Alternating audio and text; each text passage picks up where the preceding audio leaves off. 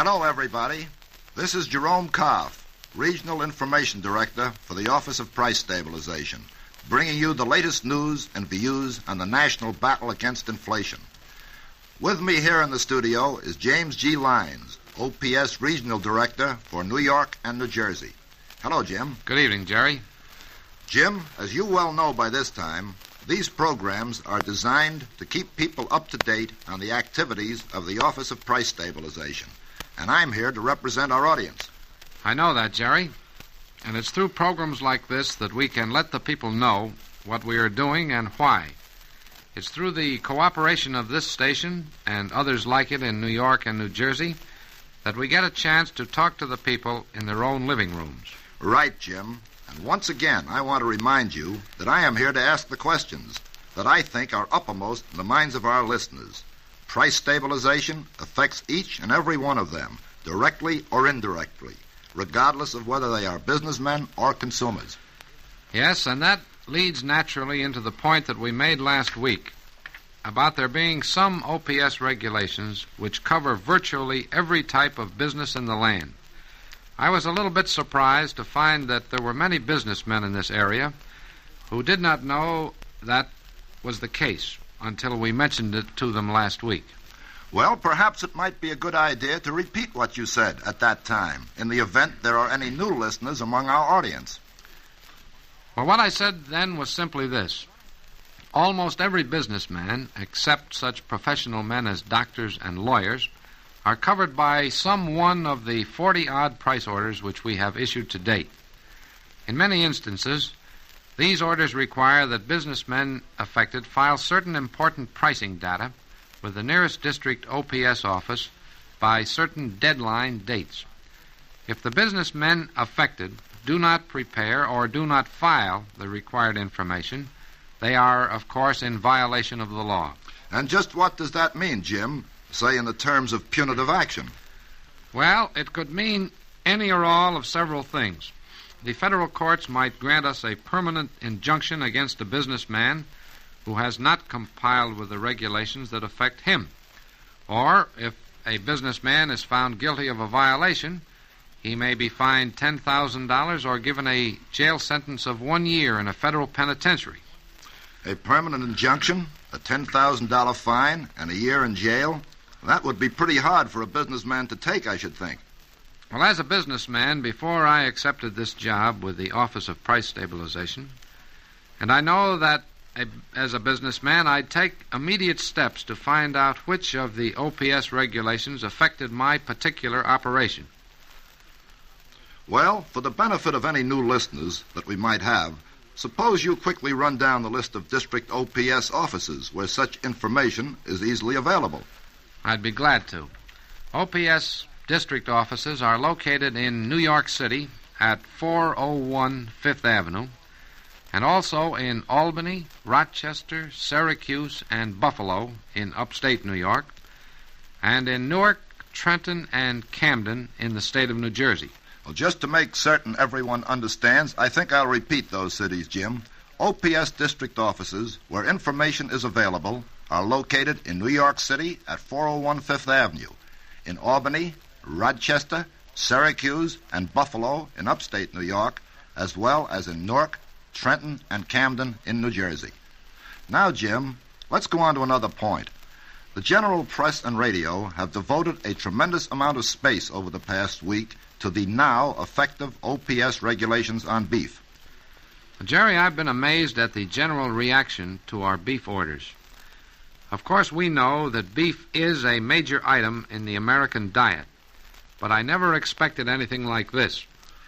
Well, I think it might be a good idea if I summarize the beef story to date, just in case some of our listeners missed a point or two. Good. As every housewife has good reason to know, beef prices have been climbing steadily since the start of the Korean conflict.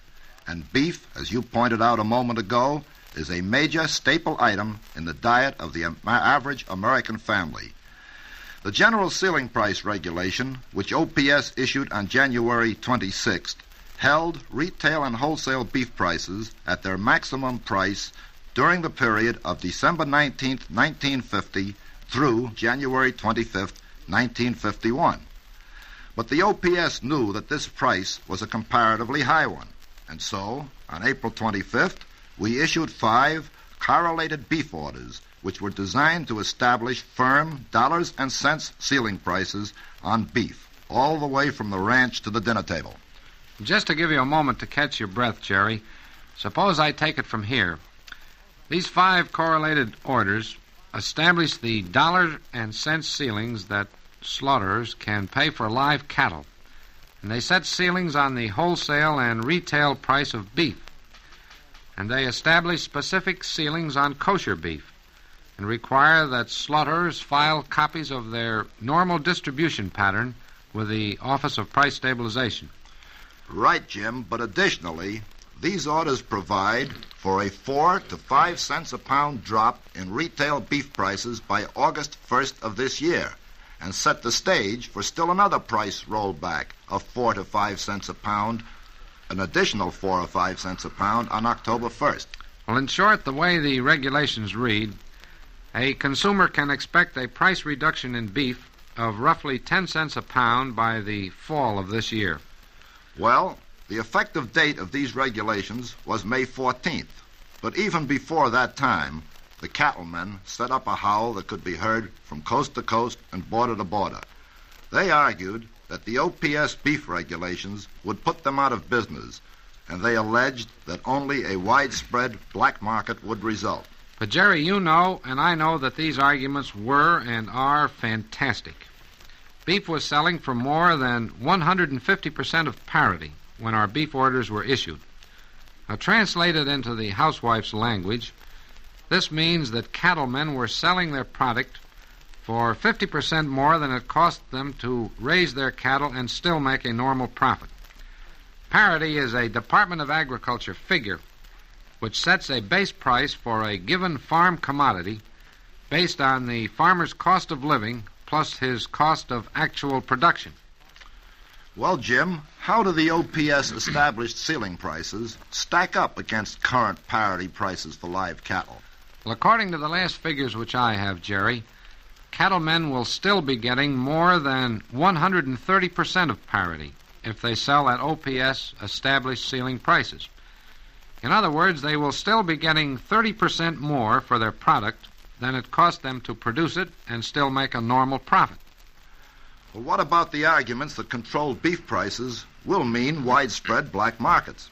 Well, I don't believe that, nor should you, Jerry, nor should our audience. Previously issued OPS regulations required the registration of every slaughterer in the country, and the allocations order, which we mentioned before, calls for them to file their distribution patterns. Additionally, OPS has been authorized by the Department of Agriculture to act as the sole licensing agent for any new slaughterers who seek to go into business.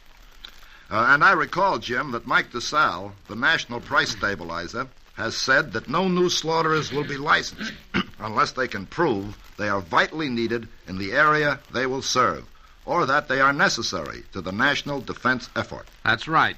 During the last war, slaughterers increased more than 300% over their normal numerical strength, and the percentage of increase accounted largely for what black markets there were. You mean that it was most of the Johnny-come-lately operators who accounted for most of the black markets? Right again. Most of the legitimate slaughterers followed their normal distribution patterns, but the latecomers, many of whom got into the meat business for the specific purpose of making a fast and illegal dollar, many of these latecomers drained the beef from the normal market and channeled it into black market. And so, the Office of Price Stabilization contends that under the present setup, it can't happen this time. Well, I suppose that no matter what the law is, there are always a few sharpies who manage to work out an evasion. But generally speaking, there shouldn't be any widespread black markets. And those that do spring up can be quickly spotted and will undoubtedly be prosecuted to the full extent of the law. It all boils down to this. There are 8,000 legitimate slaughterers in business right now. This figure, if it increases at all, will increase only slightly as compared with its 300% jump during World War II. We know the legitimate slaughterers, and we know where the meat they are selling is going. As the regulations exist today, we can keep a running and constant check on their operations. Fast operators who get into the game and who seek to evade the law by making their own rules are in for a very rude awakening. Well, Jim, getting back to the new regulations and away from any alleged threats of black markets, what can the consumer expect now from the current regulations on retail beef? Well, Mr. Karp, the beef regulations, as I said a few moments ago, were effective on May the 14th. And by June the 4th, every retail butcher must post his ceiling prices in a prominent place in his store. Additionally, the regulations set some very rigid standards regarding the cutting of meat and its grading. Now, these standards provide additional protection for the consumer. Well, Jim, it seems to me that these beef regulations, about which there has been so much comment, have been drafted to serve the whole nation rather than any particular special privileged group. Yes, Jerry, the Office of Price Stabilization tries to treat everyone fairly, businessman and consumer alike. Of course, that's sometimes a difficult thing to do. We realize that all of our regulations are not perfect, but we want everyone else to know that we are aware of the imperfections that exist, and we are making every effort to see that these imperfections are corrected in as short a time as is possible. Well, speaking for myself, I've always had a great respect for the intelligence of the American people, and I think that they understand what you have just said. Americans have an innate sense of fair play, and they'll work with you every time if they think they are getting a fair break. I don't think that anyone expects to see prices rolled back to the 1940 levels, if that means that such rollbacks are going to put many men out of business and put a crimp in the economy. Of course, there are always a few who will look to their own advantage before they think of others. How will the OPS handle these people? Well, let's take the case of the current beef regulations. Sol Liebman, our New York District Enforcement Director, has said that flying squads of OPS investigators are out in the field now. Now, these investigators will check the prices butchers are charging against the maximum ceiling prices they are allowed to charge. Additionally, these investigators will seek to verify the fact that beef is correctly graded, displayed, and priced. And they will keep a constant check on the compliance of the meat industry at all levels with the existing regulations. Where these investigators find violations, they will move toward vigorous enforcement of the law.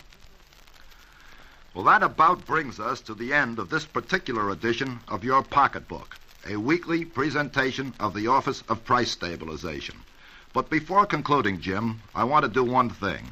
I want to remind our listeners that OPS district offices are located in New York City at 401 Fifth Avenue, in Albany, Rochester, Syracuse, and Buffalo in upstate New York, as well as in Newark, Trenton, and Camden in New Jersey. Our guest this evening was James G. Lyons, Regional OPS Director for New York and New Jersey. And this is Jerome Koff, Regional OPS Information Officer for that district. Your Pocketbook, produced by Bill Seilig, is a weekly presentation of the station to which you are listening.